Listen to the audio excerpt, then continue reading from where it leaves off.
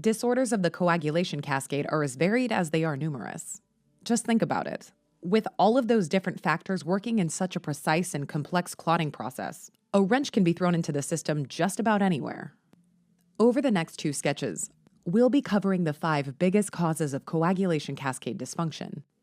At their core, all 5 of these disorders share one common feature. One or more of the factors in the coagulation cascade is missing, and that means bleeding.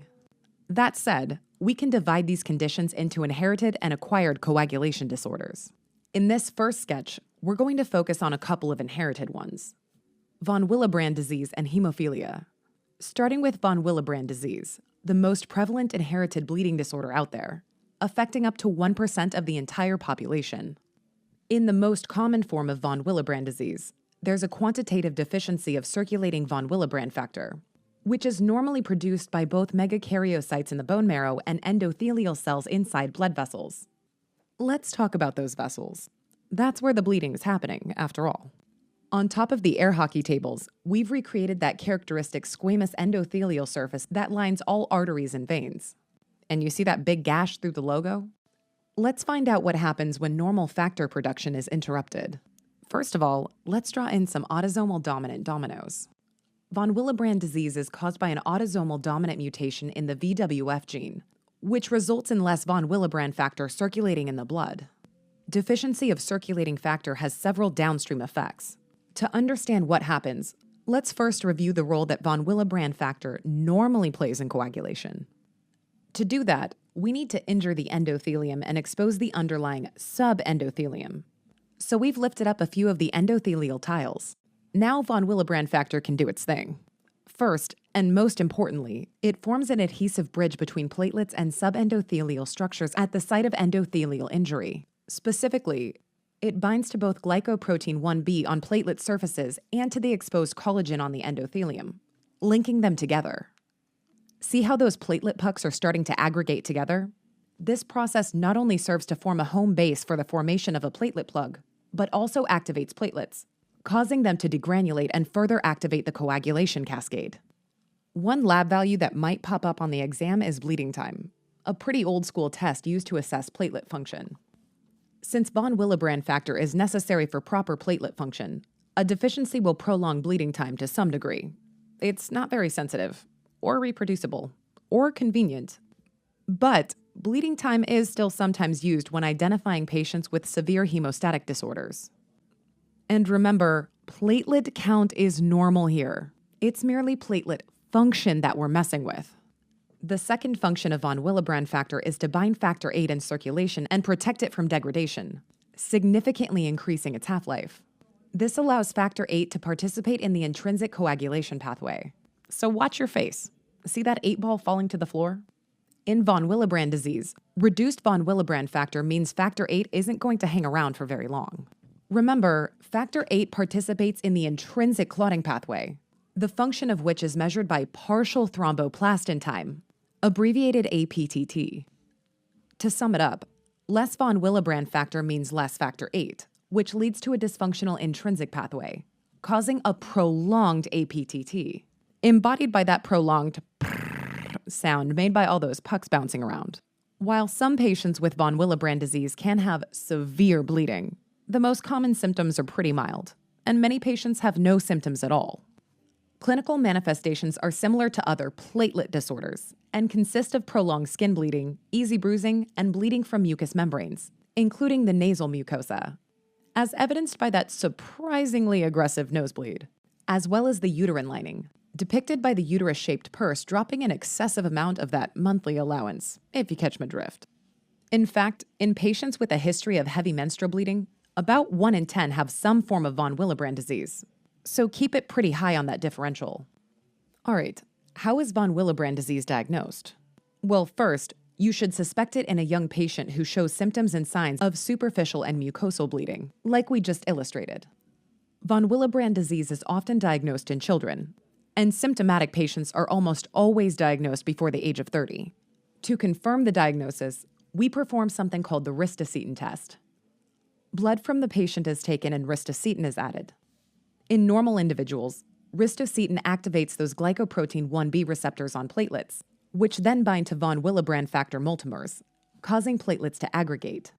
However, a quantitative deficiency of von Willebrand factor in affected patients means that platelet aggregation will not occur. That's a negative ristocetin test in my book. And it's illustrated here by these two kids trying to hold on to each other by the wrist. Aggregate, if you will, but are unsuccessful. As the final confirming step, normal blood, containing normal amounts of von Willebrand factor, is added to this concoction. If platelets are suddenly able to aggregate, we've got our answer: von Willebrand disease. Fortunately, most patients with von Willebrand disease have pretty mild symptoms that don't require much in the way of treatment. In cases of severe bleeding, whip out that desmopressin, also called DDAVP, represented here by the remote-controlled desmopressin dune buggy. DDAVP is a synthetic analog of posterior pituitary hormone vasopressin, hence the AVP part of DDAVP. One of the cool things about DDAVP is that it causes endothelial cells to release their stored von Willebrand factor, which is why we've added the little flag. More factor coming right up.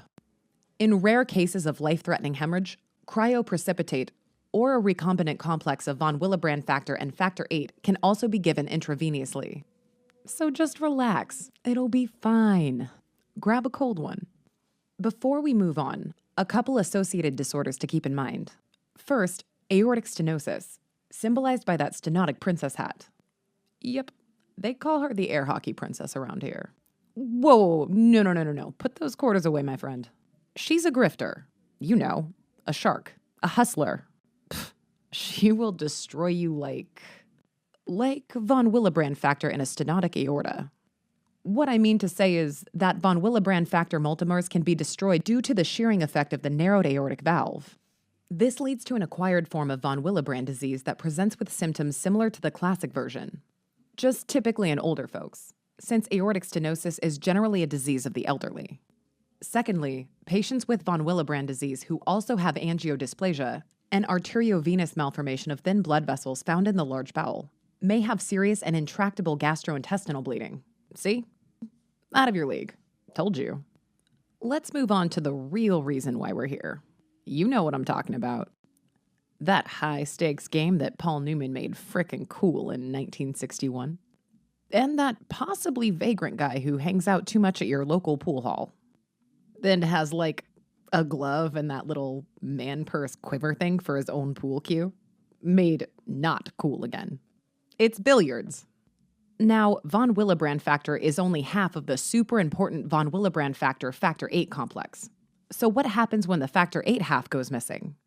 Well, you get hemophilia A, an inherited deficiency of factor VIII and one of the most well-known bleeding disorders. Notice that we've incorporated the letter A into the rack on the side of the table. And factor VIII deficiency is illustrated, yet again, by that stray 8-ball. Hemophilia A is an X-linked recessive disorder. Hence the X-shaped formed by the pool cues as this guy gets clocked in the face. These hemophilias occur almost exclusively in men, since all they need is one defective copy of the relevant gene on the X chromosome. Because the affected male will transmit a normal Y chromosome to all his sons and an abnormal X chromosome to all his daughters, the disease typically skips a generation, unless the mother is a carrier. Unlike von Willebrand disease, which primarily affects platelet function, hemophilia A causes a disruption in the cascade of coagulation factors that help form the eventual fibrin clot. Deficiency of factor VIII not only disrupts the intrinsic pathway, but also affects the final common pathway due to decreased activation of factor X.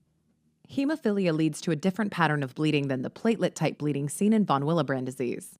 This so-called coagulopathic bleeding tends to occur in joints, leading to hemarthroses, muscles, leading to hematoma, the head, aka intracranial hemorrhage, though this is rare, and the gums, after even minor dental procedures, like this 8-ball root canal. You might be surprised at how little factor VIII is actually needed to stop bleeding. In fact, moderate bleeding in hemophilia A isn't typical until factor VIII levels are below 5%, and severe bleeding doesn't occur until factor VIII levels are less than 1%. Laboratory findings in hemophilia A are what you'd expect in a disorder of the intrinsic pathway. Prolonged APTT, normal PT, normal bleeding time, and normal platelet count. Just that soothing prrr from the balls clattering together when you get that break just right. Treatment of hemophilia A is complex, but centers on determining the degree of treatment needed. For example, patients with mild disease may only need prophylactic infusions of factor VIII before undergoing invasive procedures. However, patients with severe disease may need continuous treatment to prevent nasty complications like intracranial hemorrhage and permanent joint damage from chronic hemarthroses. Classically, DDAVP, represented by that desmopressin dune buggy, has been used to raise factor VIII levels, because in addition to causing the release of von Willebrand factor, DDAVP also induces platelets and endothelial cells to release factor VIII. Another 8-ball coming right up. In recent years, however, formulations of recombinant factor VIII have made treatment for hemophilia much safer and more effective. The need for prophylaxis must be carefully considered, however, as patients who receive multiple factor products are at risk for developing autoantibodies to factor VIII, which would seriously ruin their day by making treatment much more difficult. You didn't think they'd call it hemophilia A without having a hemophilia B, did you? Hemophilia B, like hemophilia A, is inherited in an X-linked recessive pattern and affects the intrinsic pathway. But instead of factor VIII, the deficiency in hemophilia B is factor IX. I prefer a quick game of 9-ball over classic pool anyways. Clinically, hemophilia B exhibits all the features of coagulopathic bleeding, including hemarthroses, intramuscular hemorrhage, and intracranial hemorrhage.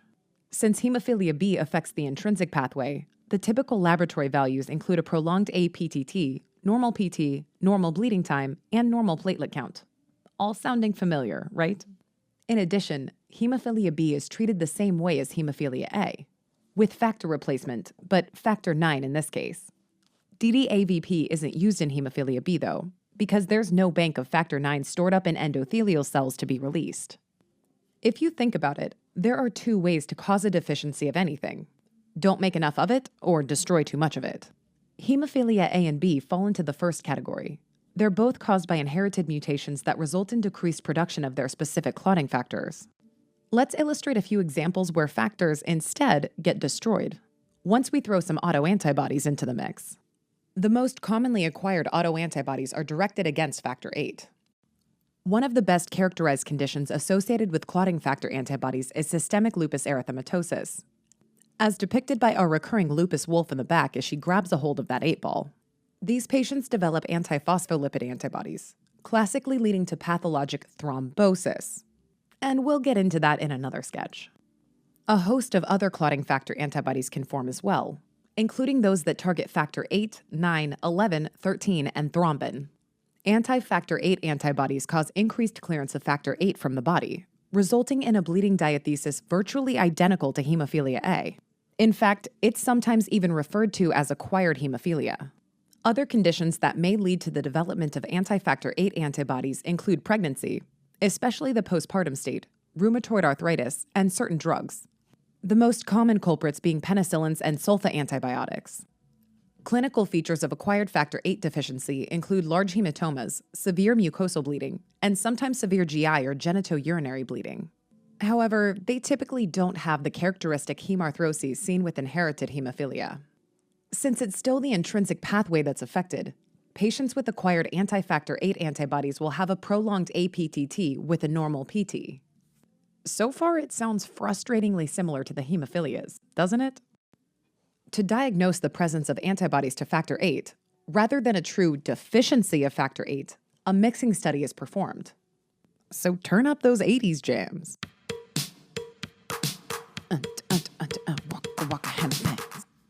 In a mixing study, after measuring the APTT of a patient's serum, normal plasma is added to the patient's plasma and the APTT is remeasured. In hemophilia, addition of normal plasma corrects the APTT because normal serum has more than enough factor VIII to go around. However, because the antibodies in the patient's plasma bind in and activate the factor VIII in the normal plasma as well, APTT does not correct an acquired anti-factor VIII deficiency. So, changed my mind. Best to just let a dead medium stay dead. For patients with anti-factor VIII antibodies who present with minor bleeding, treatment may only require DDAVP to induce enough endogenous factor VIII release to overwhelm the autoantibodies floating in circulation. Once the bleeding has been contained, the second arm of treatment is aimed at eliminating the autoantibody, and usually starts with a combination of immunosuppressants, such as corticosteroids and cyclophosphamide. For steroid treatment, we always bring back that eerie moon face. since overdoing it with the corticosteroids can lead to a Cushingoid syndrome that consists of moon phases, among other things. All right, time to sum up this sketch. Air hockey tables, like the coagulation cascade, are much more fun when they're actually working. Von Willebrand disease, in its most common form, is caused by an autosomal dominant quantitative deficiency of von Willebrand factor, though there are other versions. Since von Willebrand factor is responsible for linking the glycoprotein 1b on platelets to exposed subendothelial collagen, deficiency shuts down formation of the platelet plug. All the platelets just swim on by, unable to cling on.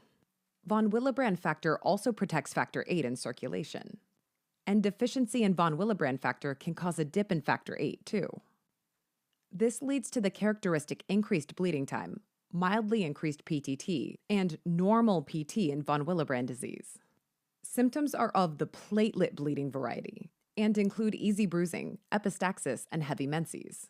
To diagnose von Willebrand disease, ristocetin is added to the patient's serum, which should cause platelet aggregation, but doesn't. To confirm, a mixing study is performed, where normal von Willebrand factor is added and causes platelet accumulation. DDAVP, which releases von Willebrand factor from the endothelium, is usually enough to treat mild bleeding, though cryoprecipitate can be used in more severe cases. Interestingly, some patients acquire the disease with aortic stenosis, which shears all the circulating von Willebrand to bits. All right, now over on the other side. Hemophilia A is an X-linked recessive deficiency of factor VIII. Low factor VIII also affects the activity of von Willebrand factor and factor X, making the common pathway less effective. Patients with coagulation factor deficiencies have so-called coagulopathic bleeding, including hemarthroses, muscular hematomas, and prolonged bleeding after minor procedures, such as dentistry. Since it affects the intrinsic pathway, look for a prolonged PTT but normal PT and bleeding time on labs.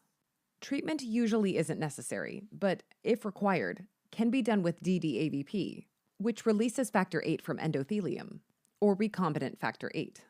Next, hemophilia B is almost the exact same as hemophilia A. It's an X-linked recessive deficiency of factor IX, also intrinsic. So look for the same hemarthroses, muscular hematomas, etc. Labs are the same too, with the only abnormality being an increased PTT. Treatment, however, in this case is recombinant factor IX. Both hemophilia A and B can be diagnosed with a mixing study, in which addition of normal serum will correct the APTT. While most people are born with hemophilia, some are lucky enough to acquire it. In conditions like systemic lupus erythematosus, pregnancy, rheumatoid arthritis, or even administration of penicillins or sulfa drugs, autoantibodies can form against factor VIII. You have the same great taste of hemophilia A, but with more severe mucosal, GI, and even GU bleeding. In acquired hemophilia A, a mixing study will not correct the prolonged PTT because the autoantibodies eat up all the added factor VIII as well. Man, I did not know billiards was so dangerous. I think it's time we choose a new game. One with more sitting. Maybe some imagination, spellcasting even. Yeah, that's what I'm talking about. On to the next group of coagulopathies, the acquired ones.